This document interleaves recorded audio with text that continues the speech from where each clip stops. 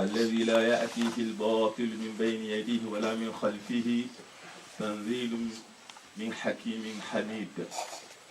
ولقد أرسلنا رسلا من قبلك وجعلناهم أزواجا وذرية.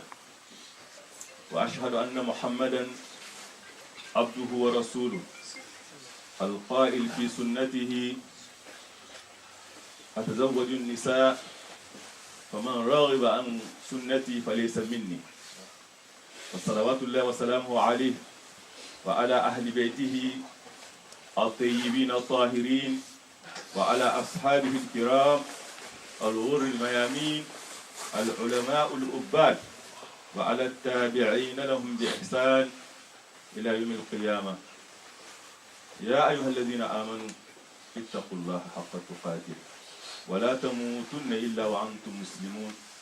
يا أيها الناس اتقوا ربكم الذي خلقكم من نفس واحدة وخلق منها زوجها وبث منهما رجالا كثيرا ونساء واتقوا الله الذي تساءلون به والأرحام إن الله كان عليكم رقيبا. يا أيها الذين آمنوا اتقوا الله وقولوا قولا سديدا يصلح لكم أعمالكم ويغفر لكم ذنوبكم ومن يطع الله ورسوله فقد فاز فوزا عظيما. أما بعد، يقول الله من قائل ومن كل شيء خلقنا زوجين لعلكم تذكرون. Très chers frères et sœurs, dans ce verset coranique, il est très dit, de chaque chose, nous avons créé des éléments de couple. Peut-être vous rappellerez-vous des éléments de couple, car l'unicité n'appartient qu'à Allah. Autre qu'Allah a besoin d'autrui de procéder et de vivre normalement. C'est pour cela le verset coranique le plus grand dans le Coran, qui est Ayat al-Kursi, il contient des attributs d'Allah qui est spécifique à Allah. Personne ne peut partager ces attributs avec Allah. Al-Hayyu al-Qayyum. Il y en a qui disent que c'est Ismullah al-Azam. Pourquoi? Quand on dit Al-Hayy, le vivant qui ne meurt jamais. Kulli shay'in halik illa wajah. Tout périra sauf la face d'Allah. Tout sauf la face. Que ce soit les anges, que ce soit le ciel, la terre, tout périra sauf la face d'Allah. Donc Al-Hayy n'appartient qu'à Allah. Al-Qayyum, celui qui subsiste par lui-même. Tout autre que lui a besoin d'autrui de procéder. Dieu le Très-Haut dit qu'il nous a créé de chaque chose, des éléments de couple, afin que nous nous rappellerons de notre faiblesse. Nous nous rappelons de notre besoin d'autrui. C'est ainsi que Dieu a établi cette loi dans la formation et dans la création des mondes. C'est une loi générale. Ni aucun humain, ni végétal, ni animal ne peut en échapper. C'est très important. Par sa miséricorde et par l'honneur, ce grand honneur qu'il a accordé à l'être humain, contrairement aux animaux qui se nourrissent de tous, des déchets, et qui font même leur toilette là où ils mangent, qui se couplent dans l'anarchie complète, Dieu a honoré le fils d'Adam. وَلَقَدْ كَرَّمْنَا بَنِي آدَمَ وَحَمَلْنَاهُمْ فِي الْبَرِّ وَالْبَحْرِ وَرَزَقْنَاهُمْ مِنَ الطَّيِّبَاتِ وَفَضَّلْنَاهُمْ عَلَى كَثِيرٍ مِمَّنْ خَلَقْنَا تَفْضِيلًا. Nous avons honoré les fils d'Adam. Nous les avons transportés sur mer et sur terre. Et nous leur avons attribué de bonnes choses comme nourriture. De bonnes choses comme nourriture. L'être humain, il se nourrit de bonnes choses et la manière aussi est bonne. C'est ainsi aussi le couplement entre l'homme et la femme. Dieu n'a pas voulu que les humains soient comme les autres créatures, comme les animaux.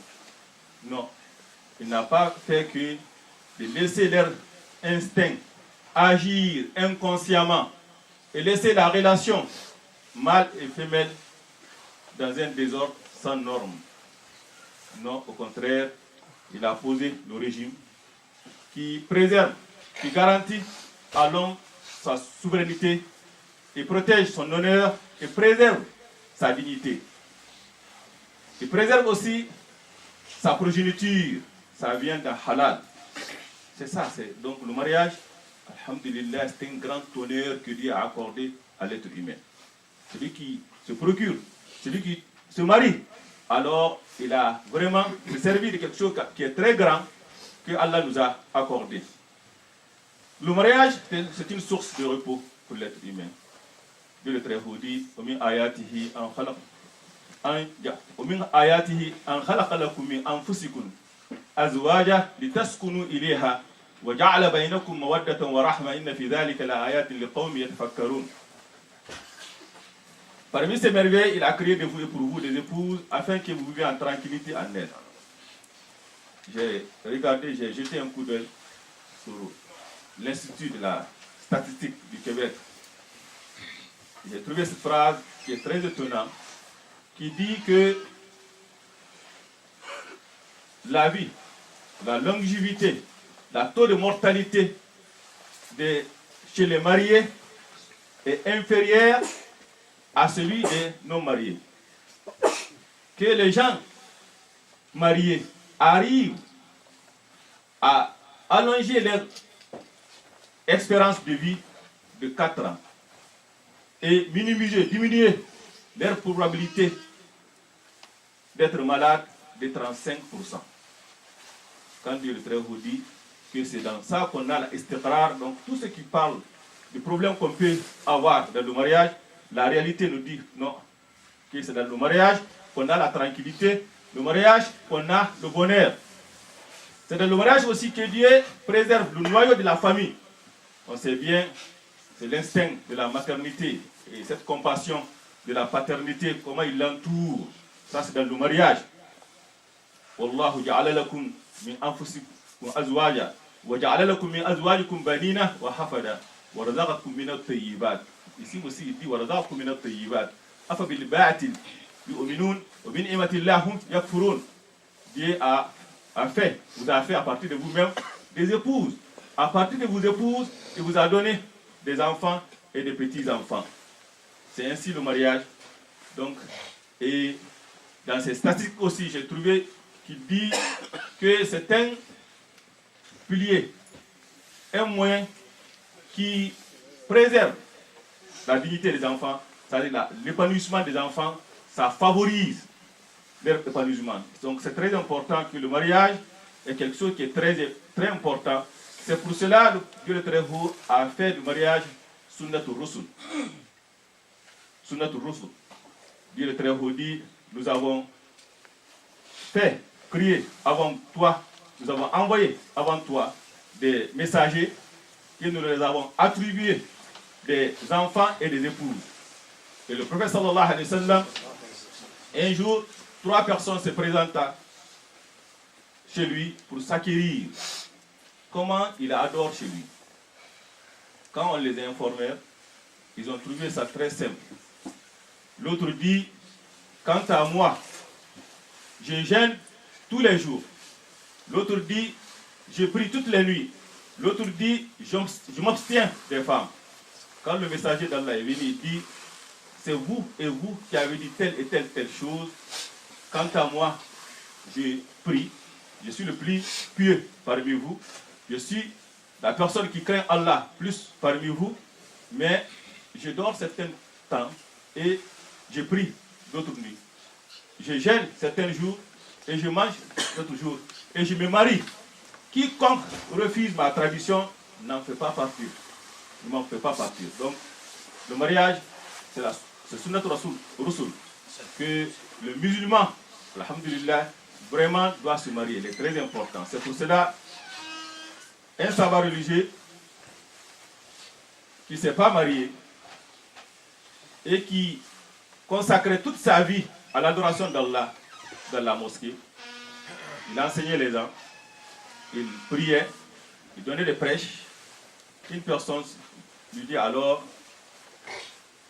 vous êtes vraiment chanceux, vous êtes parvenu à consacrer toute votre vie dans l'adoration d'Allah. Qu'est-ce qu'il a répondu?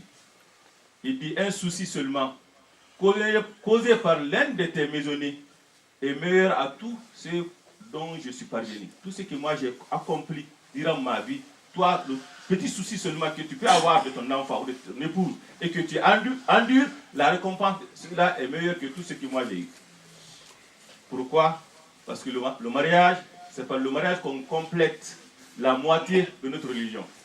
C'est pour cela que le prophète sallallahu alayhi wa sallam dit quiconque se marie, quiconque Allah lui procure mar'atu saliha, une femme pieuse, l'a aidé à accomplir la moitié de sa religion. Qu'il craint Allah dans la moitié restante. Dans la moitié restante. Donc c'est très important. Et Ahmed ibn Hanbal, il disait que quiconque t'encourage au célibat, c'est qu'il t'encourage à quelque chose qui n'est pas islamique. Car le uzuba n'est pas dans l'islam. Donc le mariage, il faut encourager le mariage. Mais malheureusement, quand on regarde notre réalité, on voit quelque chose de très paradoxe. Non seulement les gens se marient moins en moins, mais aussi se divorcent plus en plus. Dans ces statistiques, même quand j'ai regardé, j'ai trouvé que 1940, le taux de nuptialité du mariage était de 10,7%. Et qu'en 2013, est venu à 2,9%.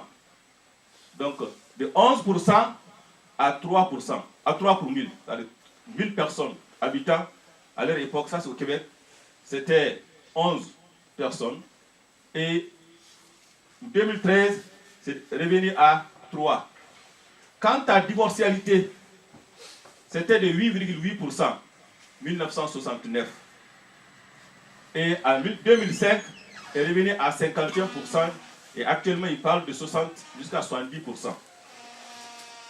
On se demande, c'est quoi la raison? Les mêmes statistiques, quand tu regardes, ça t'explique la raison. Car j'ai regardé la relation entre les mariages religieux et les mariages civils. En 1969, c'était 98% mariage religieux, 2% seulement mariage union civile. On voit alors comment le taux de divorce était bas.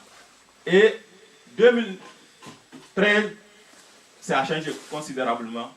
C'est 48% de mariage religieux, 42% mariage union civile. C'est pour cela, si on veut vraiment que le mariage, la vie conjugale soit bonne, il faut revenir à la foi. Il faut revenir à la foi. Afaman assasa bunyanahu ala taqwa min Allah wa ridwan khayrun amman assasa bunyanahu ala shafa jurfin ha fanahara bihi fi nar jahannam wallahu la yahdi al-qawma adh-dhalimin.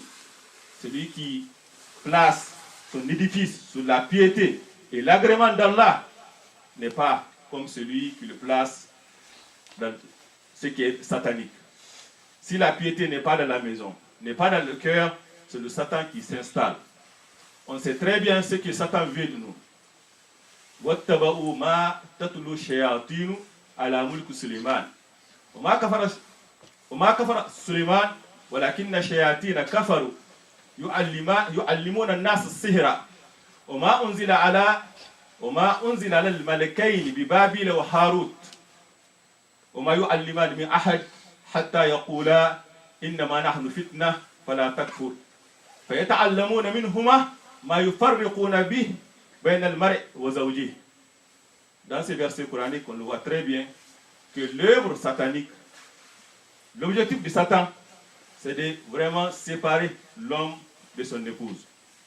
Et dans un hadith du prophète sallallahu alayhi wa sallam, il dit Yada'u Iblis arshahu ala al-ma' thumma yursil sarayah fa'a'adam indahu manzilatan aqrabu indahu manzilatan a'adamuhum fitna fayaji ahadun fayaqul ما تركت فلان حتى فعل كذا وكذا فيقول ما صنعت شيئا حتى يجي أحد فيقول ما تركت بفلان حتى فرقت بينه وبين زوجه قال نعم أنت فيجنيه ويلتزمه.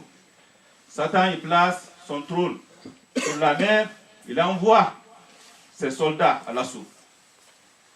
Le meilleur parmi eux, celui qui aura causé plus de troubles chez les êtres humains.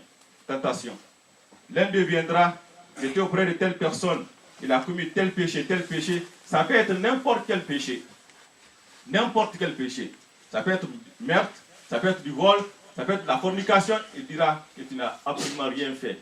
Jusqu'à l'un d'eux viendra alors que j'étais auprès de telle personne, je l'ai quitté que quand il a divorcé, s'est divorcé avec sa femme. Il dit tu es le meilleur, tu es le meilleur. Et Satan, c'est stratagène. C'est très important, il faut que les êtres humains sachent.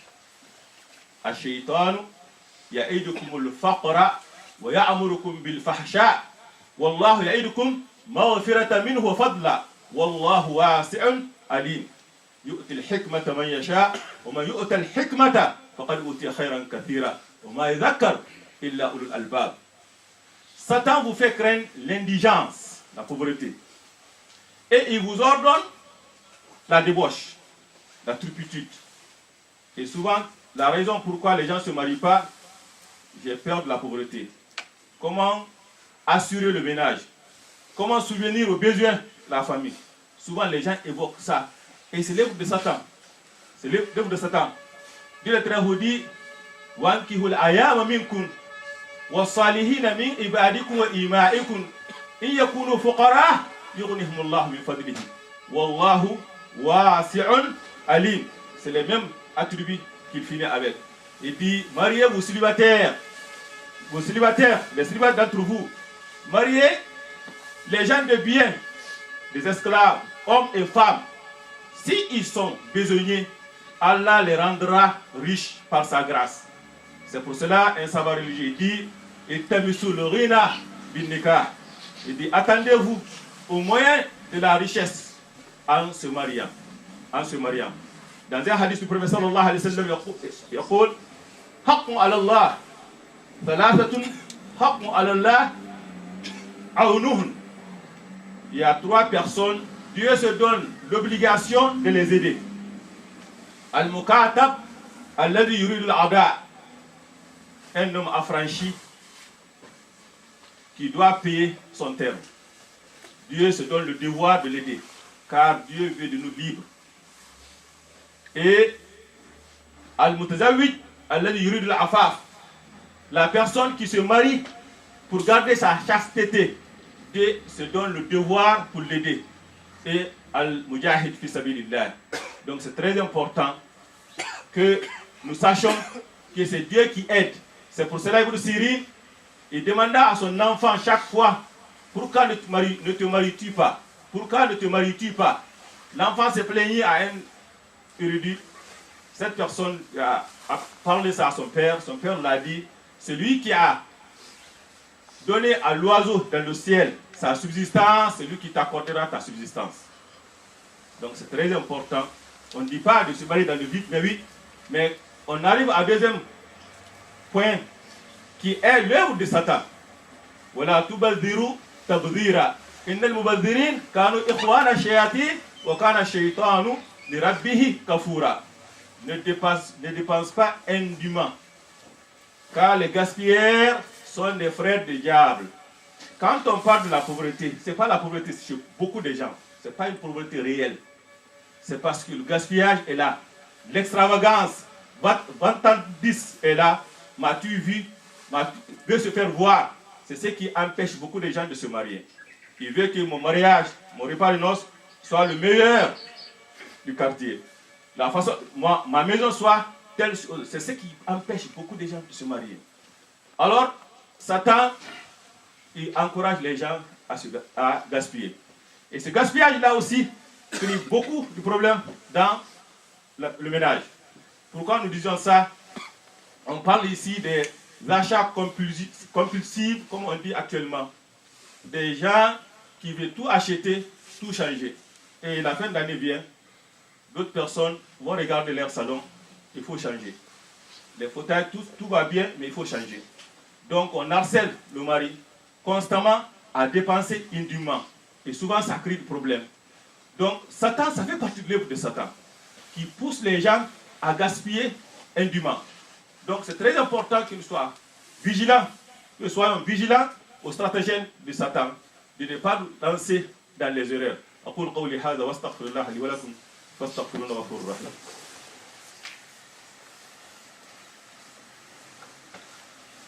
Alhamdulillah Rabbil Alamin. Wa salatu wa salam ala al-mab'outh rahmatan lil alamin. Très chers frères et sœurs, quand tu regardes les gens, quand ils se plaignent de l'un de l'autre, surtout dans un couple, tu trouveras que l'un des problèmes majeurs, c'est que les deux personnes ne se connaissent pas avant le mariage.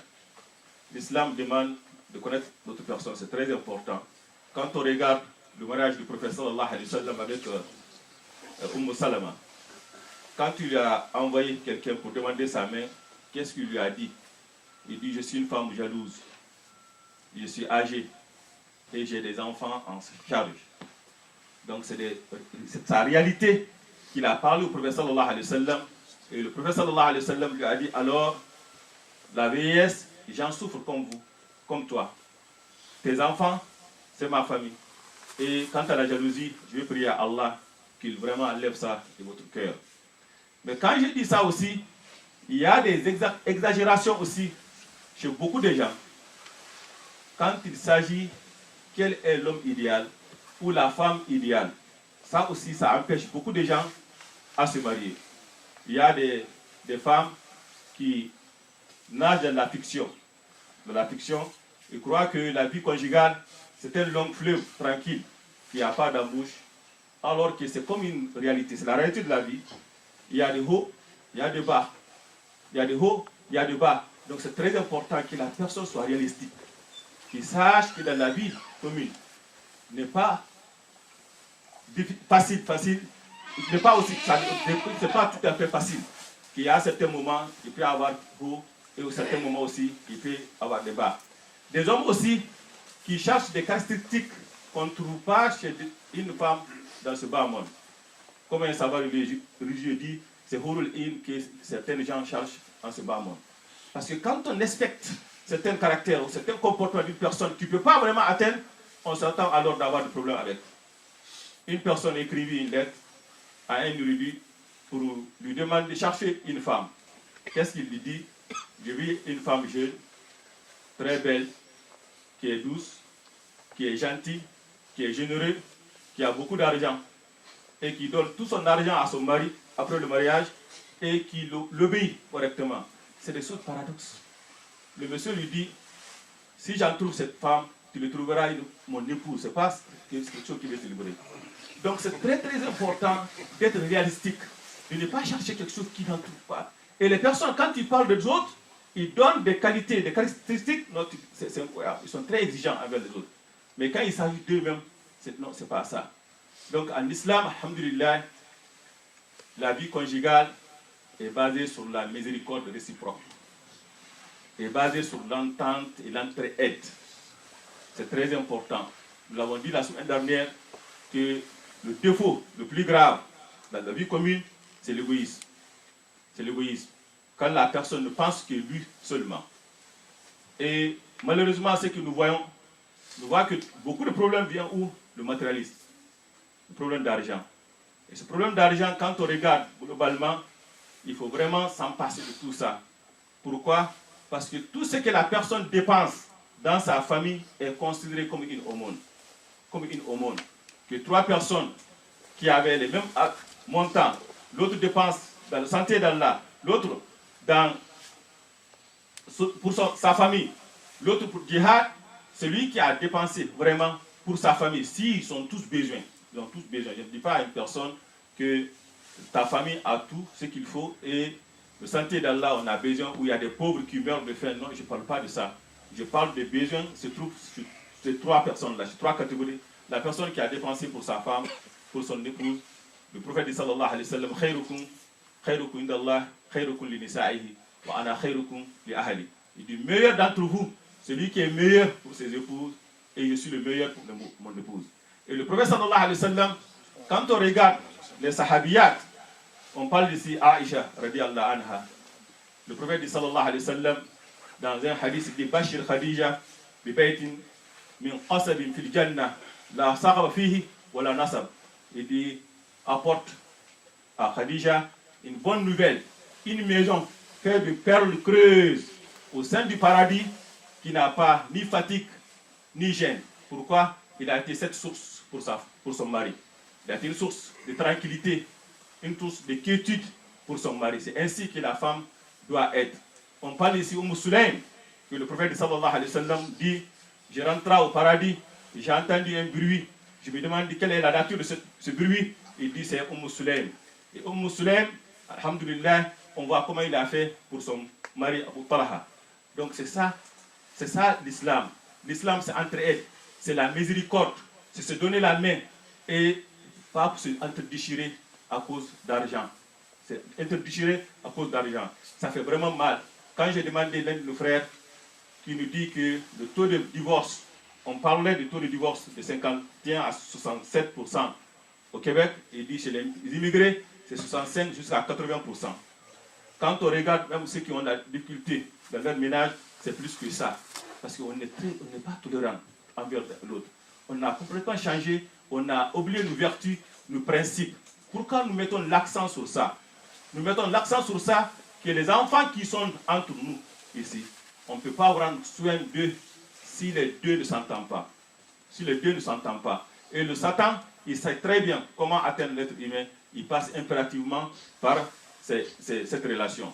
Donc, alhamdulillah, nous prions que chacun de nous a ce point-là essentiel que je viens de dire. Je vais dire actuellement, dans un hadith du prophète sallallahu alayhi wa sallam qui est très révélateur, il dit Man asbaha minkum faqal raditu billahi rabban wa bil islam dinan wa bi Muhammad nabiyyan ana za'im la akhudanna bi yadi hatta udkhilul jannah. De quiconque se réveille le matin, j'agrée Allah comme Seigneur, j'agrée le prophète Mohammed comme prophète, j'agrée les musulmans et l'islam comme religion. Il dit je prendrai par sa main, avec sa main, jusqu'à lui faire entrer au paradis. Le contentement. Contente-toi ce que Dieu t'a donné. Une femme d'une beauté rare, quelqu'un lui a demandé à épouser une personne d'une hérédité rare aussi. Il dit comment ça se fait avec ta beauté, tu as épousé cette personne de cette qualité. Il dit peut-être vous voyez ça, mais notre nature, notre réalité fait que chacun de nous récolte des récompenses. Car j'endure d'avoir épousé cette personne et Dieu m'accorde des bienfaits. Et lui aussi remercie Allah de m'avoir et Allah aussi lui accorde la récompense. Donc il faut contente-toi de ce que tu as. Il y a des exigences qu'on entreprend avant le mariage. Mais après le mariage, la réalité change. C'est un membre de la famille que tu as le devoir de cacher ses défauts et de le soutenir. Les gens n'ont pas cette notion actuellement. Il faut regarder ta femme, dire je suis satisfait de ce qu'Allah m'a choisi. Et regarde tes enfants, dis je suis satisfait de ce qu'Allah m'a choisi. J'agrée ce qu'Allah a choisi pour moi. Dès que tu as ça, c'est ça là, vraiment la source du bonheur. Donc,